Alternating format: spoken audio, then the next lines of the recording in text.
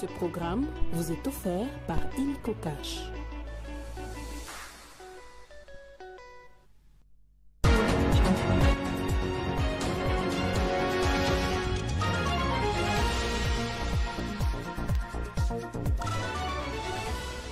Réunion de conjoncture économique, la question relative à la surveillance des marchés d'échange et des biens et services, le niveau d'exécution de la dépense publique et la mobilisation des recettes ont été abordés avec les ministres et le directeur de la Banque centrale pour le bien de la population. C'était devant la première ministre, le point dans ce journal. Une journée pour fêter l'écrivain et la littérature. Le monde en avait rêvé, l'Afrique l'a fait. En effet, depuis plusieurs années, dans beaucoup de pays d'Afrique, la journée du 7 novembre est consacrée à l'écrivain africain. Et pour 2024, le docteur Michel Mouvoudi, écrivain congolais, vient de publier un nouveau livre intitulé E-commerce et commerce international en République démocratique du Congo, enjeux et défis. Et au sport, des sabres déterminés à finir en beauté la campagne des éliminatoires, bien que déjà qualifié, le sélectionneur manager de notre 11 nationale contre mettre à profit les 2 matchs restants. Question d'avoir une image claire de sa configuration pour la fête africaine. Il l'a dit au cours de la conférence de presse tenue ce jeudi. Le point sur l'actualité, bienvenue sur Télé 50. À l'Assemblée nationale, les élus ont pour la 85e fois prorogé l'état de siège dans les provinces de l'Ituri et du Nord Kivu, exigeant une évaluation avant une prochaine prorogation. Les députés nationaux ont reçu une réponse favorable de la part du gouvernement. Ce dernier promet d'évaluer cette mesure exceptionnelle d'ici la fin du mois en cours.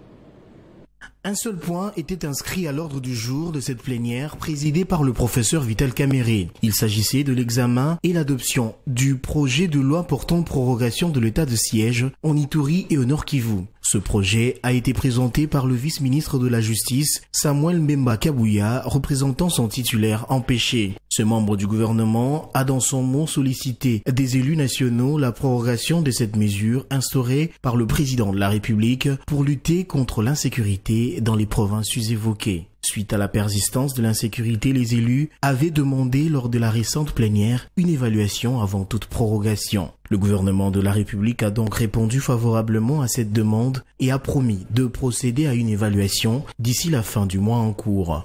Pour dire vrai, c'est une promesse faite par Madame la Première ministre qui a fait dire au ministre, au vice-ministre de la Justice que d'ici la fin du mois, il y aura évaluation de l'état de siège. Et donc, à partir de cette évaluation, cette démarche, il faut l'avouer, a été également convenue au niveau du bureau. Maintenant, le président de notre Chambre a estimé qu'on fera d'une pierre deux coups. Au lieu d'avoir 2 évaluations distinctes, il est préférable qu'on le fasse une fois et ici. Et donc c'est une démarche très positive que nous saluons et nous encourageons. Plutôt que d'aller de prolongation en prolongation, il est préférable qu'on fasse les stops et qu'on fasse cette évaluation et pour lever les options définitives. Les élus se sont prononcés et ont voté pour une 85e prorogation de l'état de siège dans les provinces de l'Ituri et du Nord Kivu. Et justement, au cours de cette même plénière, le député national Matata Ponyo a pris la parole dans le cadre d'une motion d'information pour dénoncer l'insalubrité qui sévit dans la ville de Kinshasa. L'ancien Premier ministre, qui dit redouter une épidémie suite à l'abondance de la saleté, appelle les autorités à assumer leurs responsabilités. Je suis intervenu pour rappeler à l'ensemble des députés nationaux, mais aussi à l'attention du bureau, qu'il y a une épidémie qui guette la ville de Kinshasa. En fait, comme vous le savez, c'est une ville de 15 à 20 millions d'habitants. Et donc, il y a un spécialiste en épidémiologie qui m'a vu, qui a dit, honorable député, ancien Premier ministre, il faut faire attention, parce que si aucune mesure n'est prise et que cet état de saleté continue, écoutez, il peut y arriver une épidémie et la mort de centaines, si pas des milliers de personnes. Et voilà pourquoi je suis intervenu pour passer cette information à l'ensemble des députés. Et heureusement que le président de l'Assemblée nationale, l'honorable Vital Kamerhe, a été très sensible et automatiquement, il a constitué une commission. Et donc moi-même, avec le président de la commission environnement et aménagement du territoire, nous avons déjà une réunion de demain à 14 h pour pouvoir faire des propositions concrètes à l'attention de l'ensemble de l'Assemblée nationale. Parce que nous ne pouvons pas, et nous sommes les représentants du peuple, laisser l'état de saleté de cette ville continuer, parce qu'il y a quelques années, quand j'étais Premier ministre, cette ville a été qualifiée de ville propre par le maire des villes francophones du monde. Et donc c'est une question de leadership, c'est une question de gouvernance. Et le comité de conjoncture économique s'est réuni à la primature sous la présidence de la chef du gouvernement Judith Suminwa-Tuluka. Au cours de cette réunion stratégique, le gouvernement a tablé sur les points essentiels au bon fonctionnement de l'économie du pays, à savoir la question relative à la surveillance des marchés d'échange et des biens et services, le niveau d'exécution de la dépense publique et la mobilisation de recettes, ainsi que la collaboration entre le ministère de l'économie et l'inspection générale de finances, IGF, pour la baisse des prix des denrées alimentaires importées. Puisqu'on tend vers la fin de l'année, le comité s'est également appesanti sur l'exécution des dépenses publiques, le niveau d'exécution des dépenses publiques. Il est donc important que les recettes publiques soient mobilisées à la hauteur voulue, mais qu'il y ait aussi une bonne maîtrise des dépenses publiques, essentiellement les dépenses en urgence. Le gouvernement s'est fixé l'objectif de garder un niveau, on va dire, tolérable de dépenses en urgence, mais il est évident que des efforts supplémentaires sont nécessaires pour une bonne tenue de ces dépenses, surtout en cette période de fin de l'année. D'ailleurs, à ce sujet, la réunion du comité de conjoncture économique a pris la résolution d'obtenir des ministères des Finances et du ministère du Budget un plan de trésorerie pour les 2 derniers mois de cet exercice, donc de cette année, de manière à ce que nous ayons une bonne prévisibilité de la manière dont nous allons contrôler les dépenses publiques en cette période cruciale de fin d'année. Enfin, étant donné que Son Excellence Madame la Première ministre a signé, et les ministres concernés ont contresigné, le décret relatif à la lutte contre la vie chère, pour faire simple, et qui consiste à obtenir la baisse des prix des denrées alimentaires importées, il a été décidé pour que ce décret produise les effets dans les meilleurs délais possibles. Toute l'année 2024 jusqu'au 1er décembre a été dédiée à la célébration du 60e anniversaire du martyre de la bienheureuse Anouarité Nengapeta Marie-Clémentine par les évêques. Plusieurs activités ont été organisées tout au long de l'année et pour le couronnement ce 1er décembre, la dynamique des leaders politiques et communautaires a lancé la semaine d'Anouarité Nengapeta pour une appropriation de cette célébration par la notabilité de la Grande Orientale. L'on s'approche de la célébration du 60e anniversaire du décès de la bienheureuse Anouarité Nengapeta, modèle d'engagement. La chef du gouvernement Judith Suminwa a patronné cette activité du comité de pilotage de l'année consacrée à la bienheureuse et la dynamique des leaders politiques et communautaires de la Grande Orientale qui lance au siège de la Synco la semaine Anouarité, conformément à l'appel des pères et évêques pour une appropriation au premier degré de la cause par la notabilité de la Grande Orientale.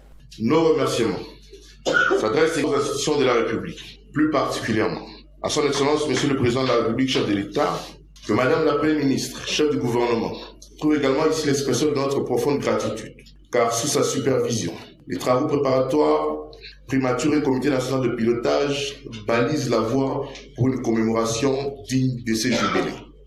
Je saisis cette occasion pour remercier la conférence épiscopale nationale du Congo, pour cet appel à la conscience qui trouve écho ce jour. Présent, Monseigneur Donatien Cholet exhorte la communauté à la culture des valeurs. D'imprimer une dynamique d'appropriation de la cause d'humanité à l'échelle nationale et de mobiliser le fonds nécessaire pour la construction ainsi d'un sanctuaire national en son honneur. Pour la questeure adjointe de l'Assemblée nationale, notable de cet espace, l'initiative est plus que louable. Ça fait la fierté, et non seulement de la Grande Orientale, mais du pays en général, parce qu'elle a incarné des valeurs que toutes les autres femmes, filles et fils de la Grande Orientale et surtout de la nation. Pour galvaniser toutes les énergies, dans cette cérémonie, la DLPC promet de mettre le bouchée double pour la réussite de cette célébration.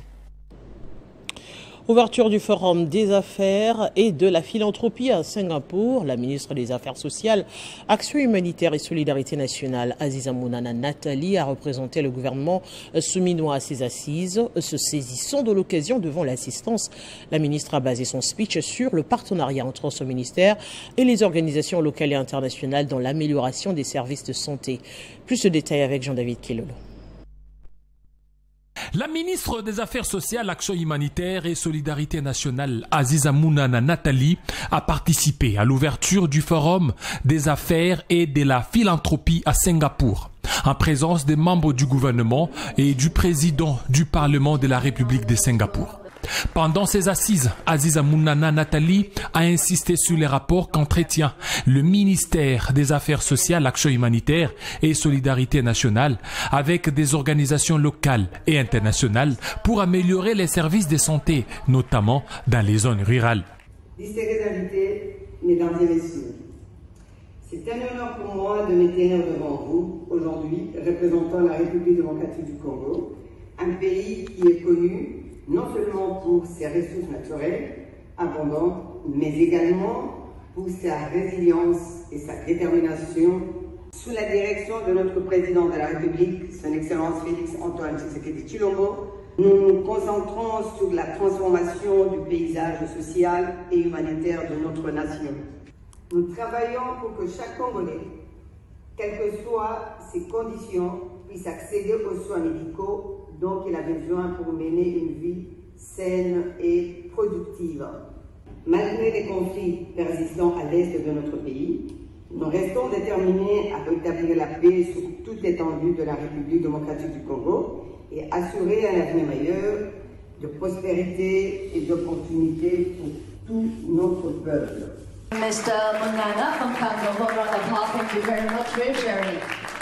Ces forums de Singapour offrent des perspectives cruciales sur l'investissement à impact, la durabilité et l'innovation sociale en République démocratique du Congo. Avec l'Afrique en tant qu'acteur clé, cette plateforme ouvre la voie à une croissance durable et à un changement positif. Et clôture du Forum Africa Trade and Invest Meet Managing Risk en Allemagne. Dans son intervention, le ministre du Commerce extérieur a appelé les opérateurs économiques allemands à venir investir en RDC dans le projet du développement du corridor de Lobito. En marge de ce forum, Julien Palouko a eu des réunions d'affaires avec plusieurs investisseurs. Ce jeudi, devant les CEO et représentants des entreprises allemandes au Forum Africa Trade and Invest Meet Managing Risk à Francfort, en Allemagne, le ministre du Commerce extérieur a développé les binômes défis-opportunités en les invitant de rejoindre le grand projet du développement de la chaîne de valeur autour de batteries et véhicules électriques lancé par la République démocratique du Congo et la Zambie, tout en insistant sur l'étude menée par Bloomberg qui fait de la RDC la meilleure destination au monde pour cette industrie. C'était aussi l'occasion pour Julien Palouko Kaongia de solliciter l'appui de l'Allemagne dans les financements de projets de construction des infrastructures qui vont faciliter le commerce frontalier dans les cadres régime commercial simplifié RECOS. En construisant le port de Lobito, on réduit de plus de 800 km le transport des marchandises. Et ça va nous permettre d'amener tout ce dont vous avez besoin ici en Europe et aux États-Unis. Les entreprises allemandes qui sont ici peuvent déjà noter qu'elles ont une invitation officielle pour venir en République démocratique du Congo. Et pour cela, je voudrais dire au directeur général Christophe que c'est le temps de vous inviter pour venir organiser la prochaine édition à Kinshasa, pour que vous veniez avec tout l'arsenal des entreprises allemandes, venir découvrir que nous sommes une terre d'opportunités. Signalons qu'en marge de ces forums qui se clôturaient ce jeudi, le ministre a eu des réunions d'affaires avec une dizaine d'investisseurs tunisiens coiffés par Annie Jaziri, président du groupe TABC, prêt à venir faire le business en RDC dans les différents secteurs, et avec le ministre marocain de l'Industrie et Commerce, Rayad Mazour, très attiré par les opportunités qu'offre la République démocratique du Congo, bien vendue par Julien Paluku, et qui a promis d'aller mobiliser les investisseurs marocains. Revenons à Kinshasa pour parler de la clôture du forum stratégique sur la revitalisation de l'économie rurale et du secteur agricole de la RDC au fleuve Congo Hotel par l'African Rural and Agricultural Credit Association, AFRACA en abrégé. Ces assises avaient comme objectif le financement agricole en réintégrant les approches innovantes, notamment la digitalisation des services financiers ruraux et les assurances.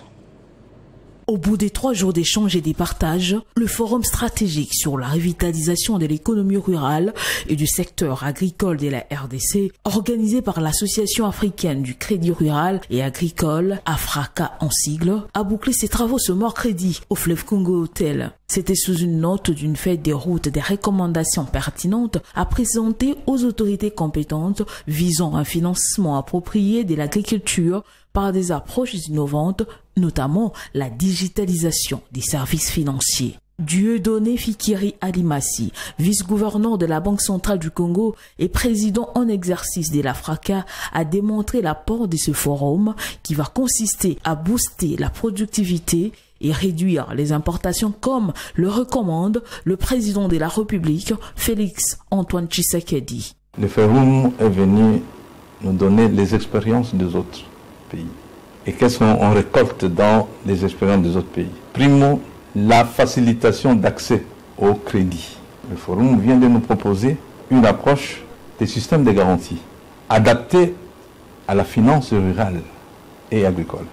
Je demeure persuadé que l'application de cette approche des systèmes de garantie adaptés à la petite activité rurale et agricole constituerait un socle d'augmentation de production, donc la productivité, ce qui aiderait à améliorer l'offre intérieure. Nous vivons des importations de produits alimentaires, alors que nous avons des terres arables à point d'en finir.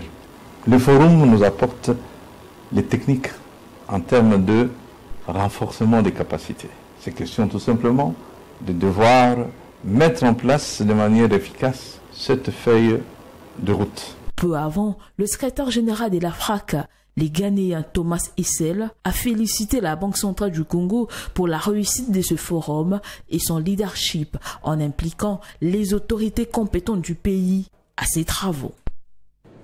Et contrairement à tout ce qui se raconte dans les réseaux sociaux ce jeudi, le questeur de la CENI, Ag Matembo Toto, n'est pas aux arrêts. D'après des sources proches du questeur de la CENI, Ag Matembo Toto n'a jamais été interpellé ni retenu dans les locaux des services de sécurité par son statut de membre de la plénière de la centrale électorale. Le cité est apolitique et cette question de la révision de la Constitution ne relevant pas de la compétence de la CENI, ce dernier n'a pas qualité d'engager cette organisation d'appui à la démocratie où toutes ces décisions sont prises en plénière.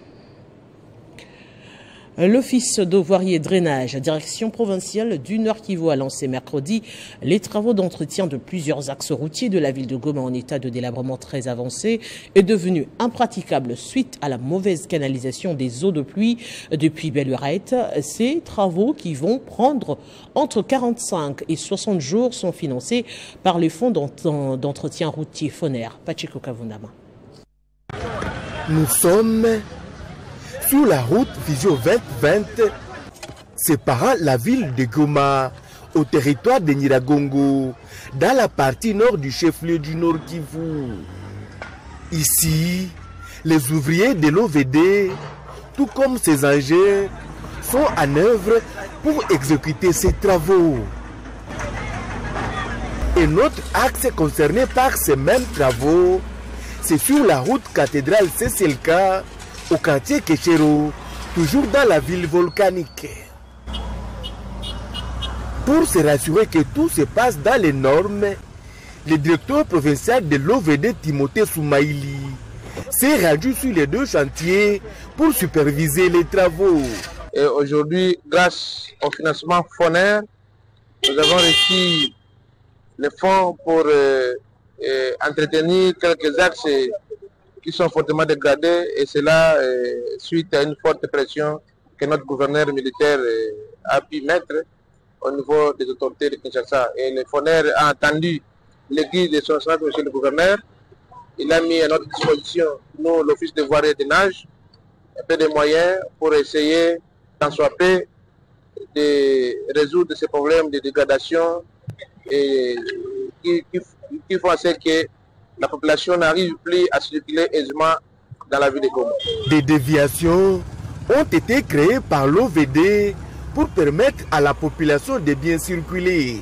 Notons que l'Office de voirie et drainage reste très engagé à bien remplir sa mission grâce à la vision de son directeur général Victor Toumba Tchikela, et cela sur l'ensemble du territoire national.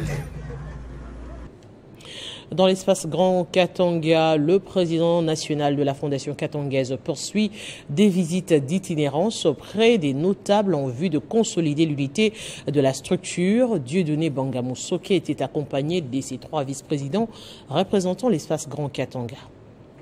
Le président national de la Fondation katangaise, Bangamoukose Dieudonné, a depuis quelques jours initié une série de visites auprès des notables katangais dans le but d'échanger sur les voies et moyens de consolider l'unité katangaise et de préserver la fibre de l'identité katangaise, l'une des missions de son mandat à la tête de cette structure. Dans cette optique, le présidium de la Fondation katangaise, composé du président Bangamoukose et de ses 3 vice-présidents représentant les 4 provinces du Grand Katanga, a rendu visite au doyen Muyumba Maïla Raymond, l'un des pères fondateurs de la Fondation katangaise, qui a retracé les circonstances de la création de la Fondation katangaise et la vision des pères fondateurs. Ensuite, la délégation s'est rendue auprès du président honoraire de la Fondation katangaise, Izula, et Dr Machini. Les anciens premiers ministres n'ont pas été oubliés. Ainsi, Banga Dieudonné et sa délégation se sont rendus chez le professeur Lunda Bouloulou et Ilunga Ilukamba. Le docteur Njoloko a été aussi du nombre. Il a ainsi partagé sa sagesse et sa connaissance de l'histoire du Katanga, ainsi que celle du présidium de la Fondation katangaise. Bangamoukose Dieudonné, en tant que porte-voix de l'opinion katangaise, promet de poursuivre ses consultations dans le but d'élucider clairement le vœu et les intérêts des Katangais, ainsi lui permettre de mener à bien sa mission en tant que le numéro 1 de la Fondation. Tous ne jurent que sur la redynamisation de l'action de la Fondation katangaise pour la défense des intérêts du Katanga. Revenons sur les vacances parlementaires. La sénatrice et présidente de la commission socioculturelle, genre, famille et enfants, Christine Mwando, s'est rendue auprès de sa base de Kalemi, chef-lieu de la province du Tanganyika, pour communier avec la population sur place. Elle a passé en revue tous les problèmes qui gangrènent cette province, dont elle a apporté des solutions concrètes. Un reportage de Nathan Diamouité. À son arrivée, la sénatrice et présidente de la commission socio-culturelle, genre, famille et enfants du Sénat, Christelle Mwando, a été reçue par les vice-gouverneurs des provinces, Isidore Kabwe, pour discuter autour du développement de la province. Juste après, elle est allée s'entretenir avec le président de l'Assemblée provinciale du Tanganyika, chez qui Christine Mwando a promis de résoudre les problèmes des élus provinciaux. Ensuite, elle a conclu son périple chez la ministre provinciale de l'Éducation en vue d'apporter sa contribution dans l'opération de la remise des titres scolaires, édition 2024, dont elle a pris en charge les frais de transport des diplômes et certificats de Kinshasa jusqu'en province, et elle étend très bientôt doter plus de 200 pupitres à l'école primaire Katongé pour rendre meilleures les conditions d'études des élèves. Ainsi, la cérémonie s'est organisée au lycée Amani en présence des autorités politico-administratives qui ont donné le geste de charité traduisant la volonté manifeste de la sénatrice en faveur de la promotion de l'éducation. Mettant les caps sur les villages Maseba à 30 km de l'Oba Centre, Christine Mwando a inauguré le pont construit sur la rivière Wallo sur financement de la fondation qui porte son nom, une joie immense pour la population. L'attachement de la sénatrice Christine Mwando dans son fief se démontre en visitant à chaque fois Papa Kaléé, libéré de la prison centrale de Makala depuis 2021. Enfin, les dimanches, la sénatrice Christine Mwando a participé à une messe d'action des grâces dans la cathédrale Saint-Joseph de Kirongo où elle a offert quelques outils pour le bon fonctionnement de l'église. Le centre de formation professionnelle Mamandemo Bateli a procédé ce jeudi à la remise de brevets aux finalistes de la première promotion ayant suivi les formations telles que l'alphabétisation, perlage, coupe-couture et tant d'autres. Colette Chomba, coordonnatrice de l'association Parlement des femmes, a salué l'influence positive qu'incarnent ces jeunes filles.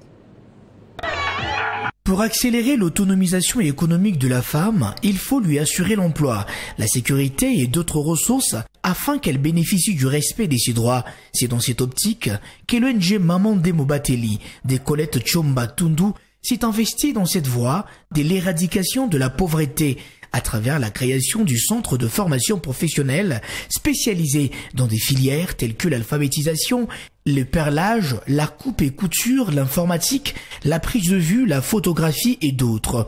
Je suis dans la joie, vraiment je suis très reconnaissante par rapport à ce centre parce qu'il nous permet de nous équiper en tant que femmes, en tant que Congolais, de nous équiper pour affronter la vie professionnelle. En fait, je suis vraiment ému pour la formation que nous avons pu avoir durant ces temps. Ça nous a vraiment beaucoup permis dans plusieurs facteurs et on s'en sort quand même très bien. C'est ce qui justifie la cérémonie de la remise de brevets de la première promotion organisée ce jeudi 7 novembre au siège du dit centre situé sur l'avenue Université dans la commune des Calamo. Na courage, ya kosala mosala centre oyo. Na ngai kosala mote soki na sali yango ezali parce que na ali na bato o na tamboli na bango na moni ke baza na besoin ya kozala autonome yango esengelaki totia centre oyo en place et totia yango depuis 2 ans maintenant na kaisi tobimisi bana ebele. L'occasion faisant le larron, la coordonnatrice de l'association Parlement des femmes a reconnu l'influence positive de Colette Chomba sur la jeune fille, a décerné un prix d'excellence Moissine Demotomboli, en français femme bâtisseuse, à cette dame au grand cœur dévouée pour la promotion de la femme. Et le 7 novembre de chaque année, et ce depuis 1992, sur initiative de l'Association panafricaine des écrivains, cette date marque la journée internationale de l'écrivain africain, et à cette occasion plutôt, le docteur Michel Movoudi, l'un des écrivains africains et congolais master en administration des affaires, déjà auteur de plusieurs ouvrages, vient de publier un nouveau livre intitulé E-commerce et commerce informel en RDC, enjeux et défis. L'auteur a dans cet ouvrage formulé quelques recommandations pour tirer profit de la transformation digitale, question d'améliorer la rentabilité du commerce informel notamment. Le commerce congolais est fortement prédominé à plus de 60% par les circuits informels. Avec la transformation digitale, ces secteurs se retrouvent devant une grande opportunité pour améliorer sa rentabilité et ainsi contribuer à la croissance économique de la République démocratique du Congo. E-commerce et les commerces informels en RD Congo, enjeux et défis, et ce nouvel ouvrage publié aux éditions universitaires européennes par le docteur Michel Movoudi, master en administration des affaires. Dans cet ouvrage, l'auteur fait une analyse holistique des enjeux et défis de l'impact de la transformation digitale sur les commerces, mais aussi il met en évidence les avantages comparatifs d'accélérer l'agenda du numérique dans les transactions commerciales en RDC. Dans cet ouvrage, l'auteur a formulé quelques recommandations pour tirer profit de la transformation digitale afin d'améliorer la rentabilité du commerce informel principalement. Il s'agit notamment de la promotion de la formation des femmes, pilier de l'économie congolaise sur le numérique, de l'amélioration de l'accès à l'Internet et à l'électricité principalement en milieu rural, Et enfin, la mise en place des systèmes de cybersécurité pour renforcer la confiance des clients envers les services commerciaux numériques. Les livres e-commerce et commerce informel en RD Congo, enjeux et défis est déjà disponible sur Amazon, mais aussi en librairie à Kinshasa. Il s'agit du 11e ouvrage du docteur Michel Mouvoudi. Allez, on va parler sport. Football précisément, le sélectionneur de l'équipe nationale de la RDC a eu un échange ce jeudi avec la presse. Sébastien Desabre a voulu apporter une lumière sur plusieurs dossiers concernant les Léopards avant la fin de la campagne des éliminatoires pour la Coupe d'Afrique des Nations 2025. Une fin qu'il veut emboîter en dépit de la qualification déjà acquise. Les Léopards Senior A sont déjà qualifiés pour la phase finale de la Coupe d'Afrique des Nations 2025 certes, mais l'objectif pour l'équipe de Sébastien Desabre, c'est de gagner les 2 matchs restants des éliminatoires et confirmer la bonne santé de Fauves Congolais. Maintenant, en tant que compétiteur, on se remet des objectifs de points et on aimerait effectivement gagner ces deux prochains matchs. Avec la presse, le sélectionneur de la RDC a échangé à bâton rompu sur toutes les questions liées à sa team. Concernant les cas de Cédric Bakambu, le technicien français reconnaît la qualité du sociétaire des Riyad des Bétis, mais le joueur a encore besoin de temps de travail pour revenir au top de sa performance. Il fait tout, Cédric, pour revenir à son meilleur niveau. Je peux même vous dire qu'il a pris un préparateur physique spécifique en plus des séances aux Bétis de Séville et que l'intérêt pour la sélection, c'est d'avoir Cédric à son prime. Sébastien Desabre tient à rôder le reste de son effectif et peut-être piocher quelques joueurs locaux pour le 2 derniers matchs. Premier du groupe H, la RDC va jouer contre la Guinée le 16 novembre prochain en Côte d'Ivoire avant de boucler la campagne éliminatoire 3 jours après à Kinshasa contre l'Éthiopie au stade des Martyrs de la Pentecôte. Venons-en rappeler les principaux titres. Réunion du comité de conjoncture économique, la question relative à la surveillance des marchés d'échange et des biens et services, le niveau d'exécution de la dépense publique et la mobilisation des recettes ont été abordés avec les ministres et le directeur de la Banque centrale du Congo pour le bien de la population. La réunion a été présidée par la chef du gouvernement Judith Sominoa. Une journée pour fêter l'écrivain et la littérature. Le monde en avait rêvé, l'Afrique l'a fait. En effet, depuis plusieurs années, dans beaucoup de pays d'Afrique, la journée du 7 novembre est consacrée à l'écrivain africain. Et pour 2024, le docteur Michel Mouvoudi, écrivain congolais, vient de publier un nouveau livre intitulé e-commerce et commerce informel en RDC, enjeux et défis. Et en sport, Desabre, déterminé à finir en beauté la campagne des éliminatoires, bien que déjà qualifié, le sélectionneur manager des notre 11 national contre mettre à profit les 2 matchs restants. Question d'avoir une image claire de sa configuration pour la fête africaine. Il a dit au cours de la conférence de presse tenue ce jeudi. On parle bien sûr football. Ce journal est complètement terminé. Merci de l'avoir suivi. À très bientôt sur Télé 50.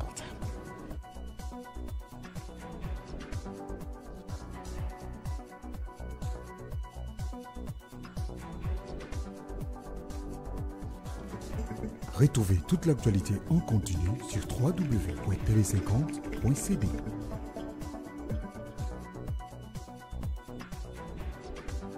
Ce programme vous a été offert par Illico Cash.